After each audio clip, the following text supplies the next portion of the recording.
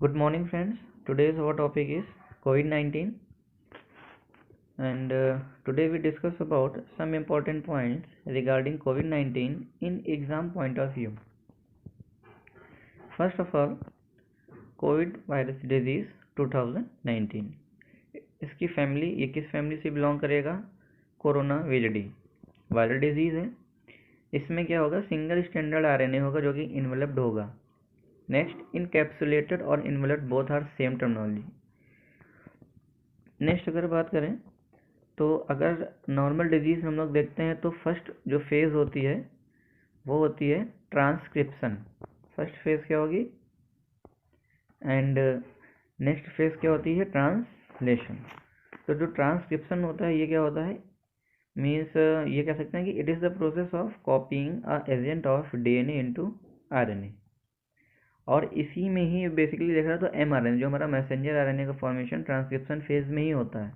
Next जो phase आती है उसको बोलते हैं ट्रांसलेशन। इसमें क्या होता है? जो ये मैसेंजर आरएनए बना था ये कन्वर्ट इनटू प्रोटीन में जाएगा।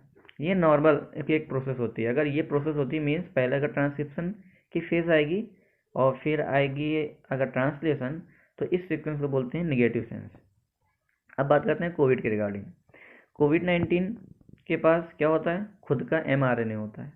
जब खुद का एमआरएनए है इसका मतलब सीधे एक ही फेज आएगी, कौन सी? ट्रांसलेशन।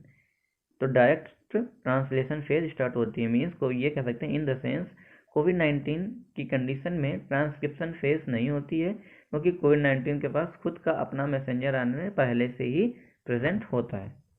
सो कोविड-19 केस में पॉजिटिव सेंस होगा। अगर पहले ट्रांसक्रिप्शन होती और नेक्स्ट होता translation, this sense is negative, but direct translation phase this case is also called positive sense. फिर बात करते हैं कोविड-19 के पॉजिटिव एजेंट की। तो कोविड-19 का जो पॉजिटिव एजेंट है वो है SARS-CoV-2, फुल फॉर्म में severe acute respiratory syndrome corona virus 2। ये इसका पॉजिटिव एजेंट है।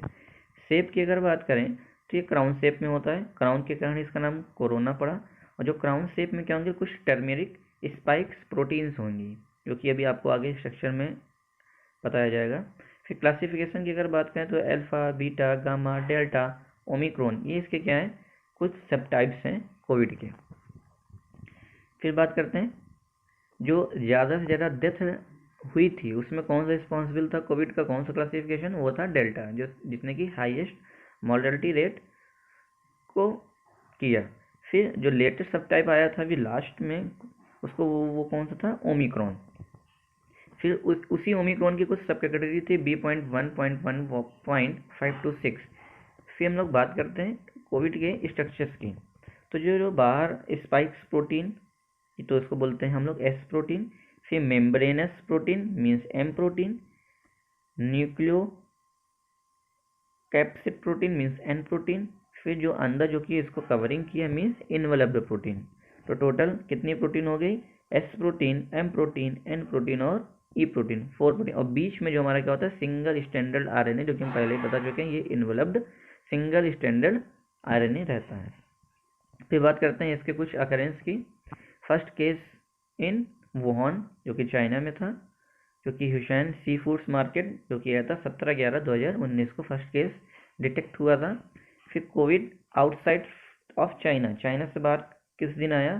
फर्स्ट केस डिटेक्ट हुआ था 13/1/2020 को थाईलैंड में, जो कि कोविड आउटसाइड ऑफ चाइना। फिर first case Covid in India, India में फर्स्ट केस कब डिटेक्ट हुआ था?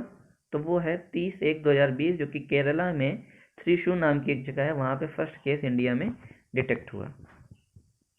फिर बात करते हैं पब्लिक हेल्थ इमरजेंसी की घोषणा WHO ने कब की? वो भी 30/1/2020 को। फिर जो SARS-CoV-2 ये नेम दिया किसने? ये दिया international committee of taxonomy of virus, जो कि 11/2/2020 को ये टर्मिनोलॉजी दी गई। फिर कोविड-19 नेम गिवन बाय WHO 11/2/2020। कोविड-19 को पेंडेमिक कब बोला गया? 11/3/2022। First death in India, India में फर्स्ट डेथ कोविड-19 की वजह से कब हुई? कहाँ हुई? वो हुई कर्नाटका में। जनता कर्फ्यू इंडिया में लॉन्च किया गया, वो कब? 22 मार्च 2020 को 6 to 8 PM। फर्स्ट लॉकडाउन कब हुआ?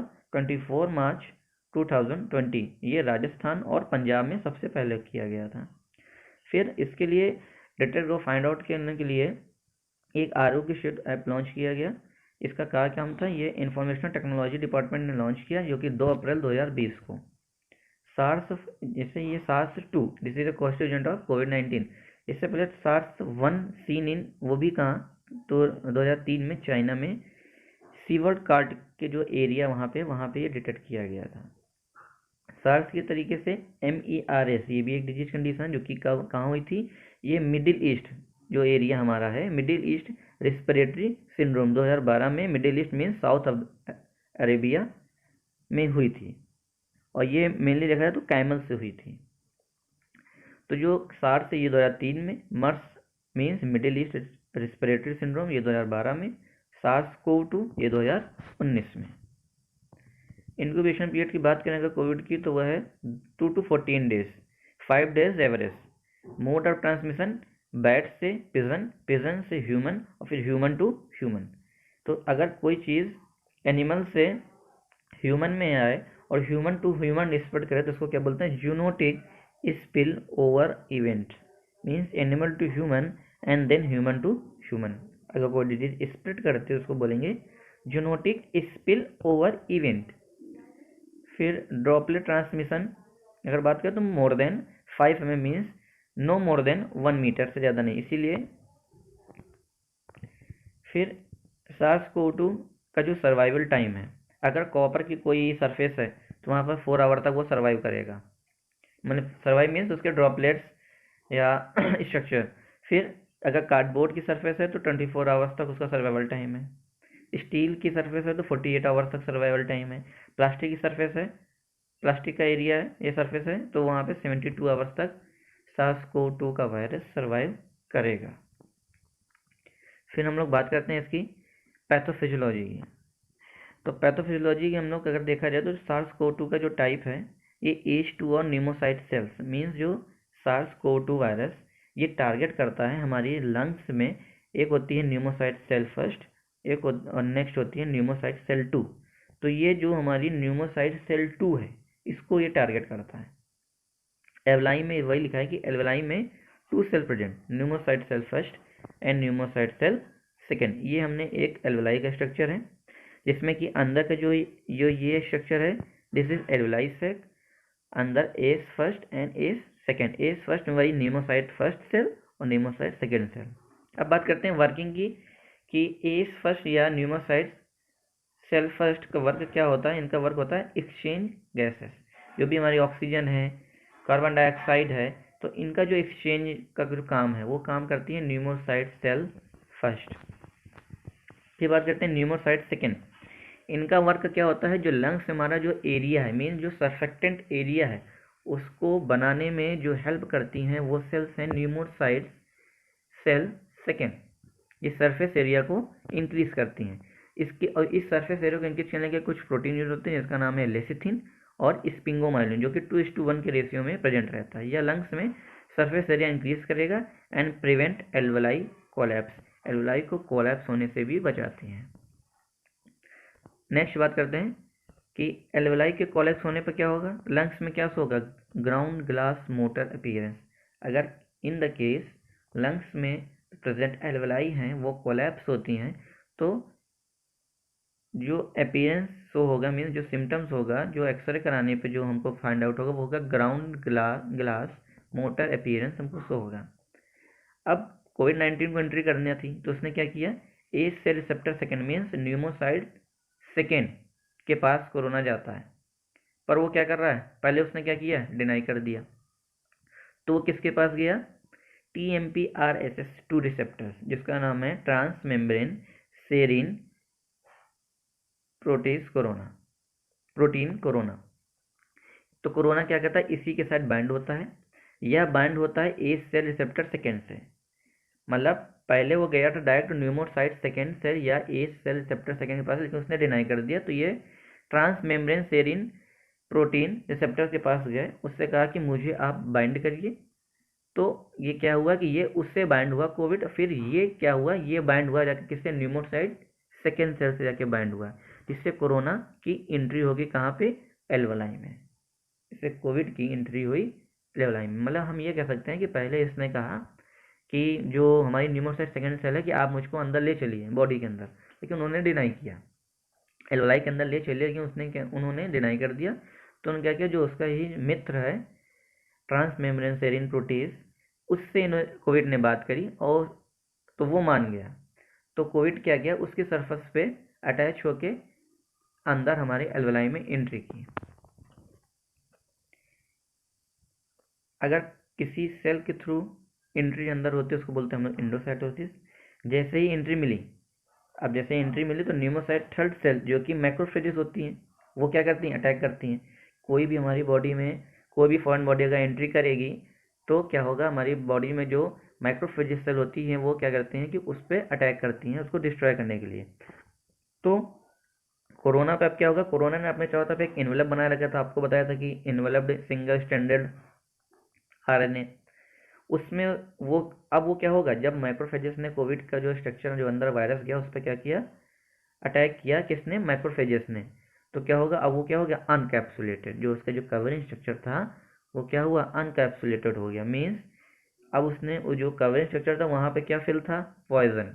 तो अभी तक तो कैप्सुलेटेड था, माइक्रोफेजेस ने अटैक किया तो वो क्या हो गया, अनकैप्सुलेटेड हो गया। और जो अनकैप्सुलेटेड हो गया तो वो जो पॉइजन था वो कहाँ गया, स्प्रेड आउट, मीन्स बाहर आ गया, जिससे कि जो हमारी एज सेकेंड सेल है उसकी क्या होगी, डेथ होगी। अब जब डेथ हो गई, कोविड वायरस हमारा वहाँ पे फ्रीली बच गया, कुछ नहीं। अब वायरस को रेप्लिकेशन के लिए क्या चाहिए, एसिडिक इन्वायरमेंट चाहिए।